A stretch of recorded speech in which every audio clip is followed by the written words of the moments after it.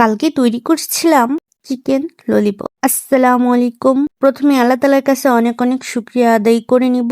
Welcome to my page শালাস life. প্রথমে মুরগির মাংসগুলোকে ভালো করে শেভ দিয়ে ওয়াশ করে এটার মধ্যে লবণ, মরিচ, হলুদ, গরম মশলা, সয়া সস, সামান্য পরিমাণ টেস্টি সল্ট দিয়ে ম্যারিনেট করে রাখবো কয়েক ঘন্টার জন্য। যেহেতু আমার বাসায় গোলমরিচ ছিল না, সেজন্য আমি স্কিপ করেছি। আপনাদের বাসায় থাকতে দিয়ে দিবেন, তাহলে টেস্ট ভালো আসবে। তারপর একটা বাটির মধ্যে ময়দা নিয়ে এটার মধ্যে সামান্য পরিমাণ লবণ, হলুদ, মরিচ দিয়ে ভালো করে মিক্স করে নিব। তারপর আগে থাকতে ম্যারিনেট করা মাংসগুলোকে একবার ময়দায় পুট করব, দেন একবার পানিতে পুট করব, আবার ময়দায় পুট করব। তারপর ডুবন্ত তেলে ভালো করে ফ্রাই করে নিব।